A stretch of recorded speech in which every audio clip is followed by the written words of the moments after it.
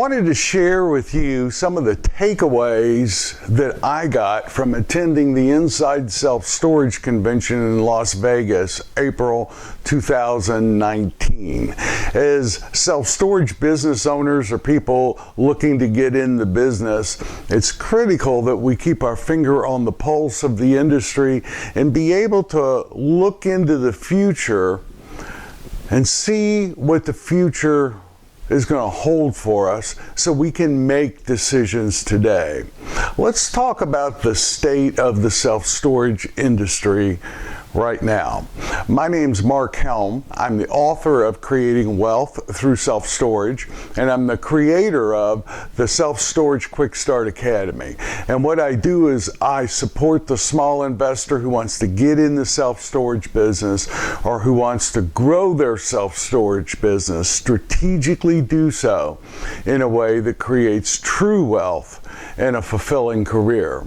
And there was a lot of training like this, free and paid for courses that will support you in getting in the business, building, expanding, converting, all the ways for a small investor to get into this business or grow their business. I'll offer you support on that. Go to creatingwealththroughselfstorage.com or thequickstartacademy.com. But as a business owner, I feel I've got to be able to look into the future and know what to expect to some degree so I can make decisions today.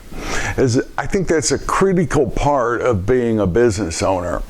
And if we're not working on our business and studying the industry we're in, then that means we're just working in the business. So let's talk about the state of the self-storage industry and where we are today, second quarter 2019.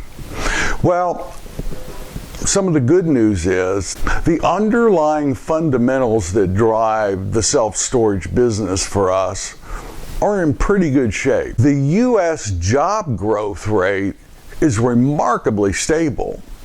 We've had 99, at the end of last year, we'd had 99 months of continuous growth with an average of 201,000 jobs per month being added. Let's take a look at some of the cities with the highest growth rate. Take a look here. So they're listed in order of the amount of jobs created, but Houston is number one in the country. Its job growth rate has been 3.8% last year, 114,700 jobs. Dallas, Fort Worth, right behind him. Phoenix, Seattle, New York, and Atlanta. Believe me, job growth rate is one of the drivers for population growth, and population growth is critical for us in the self-storage business. So let's quickly look at a few of the markets where the job growth rate has been the slowest. Milwaukee, less than 1%. This was surprising to me, but Orange County, California. St. Louis, Jacksonville, Florida, another surprise to me, and Sacramento. Now, in the self-storage industry, we track demand primarily by square feet per capita.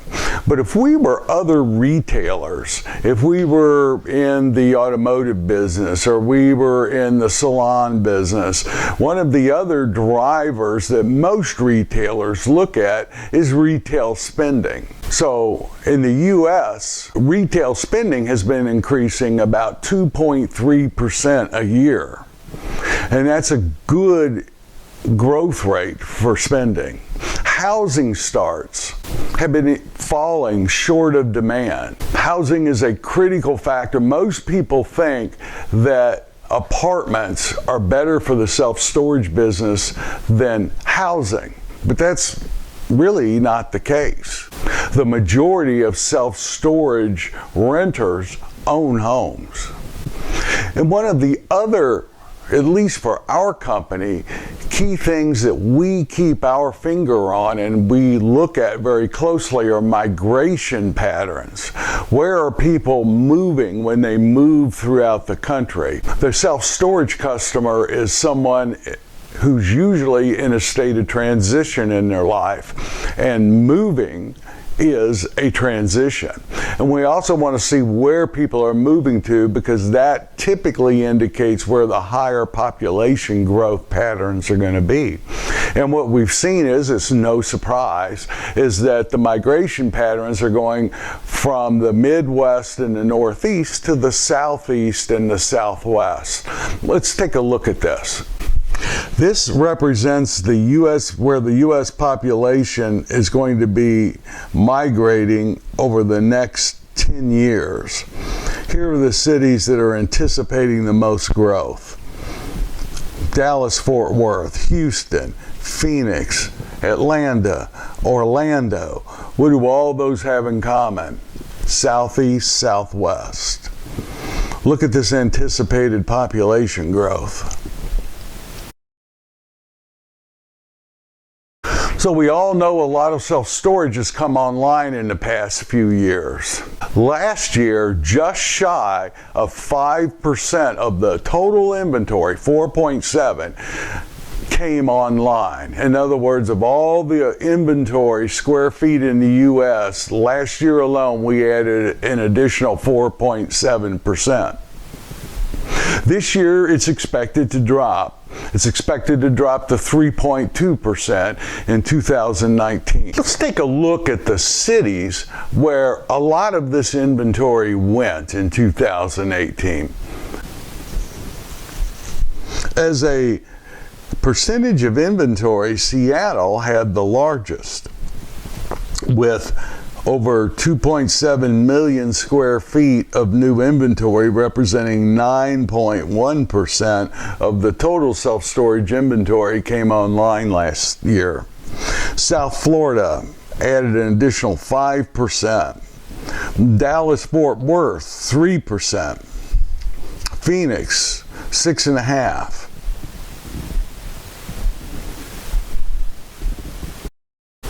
I was also very interested in the markets where the population growth was outpacing the amount of inventory in the market or hitting the market. Look at this list.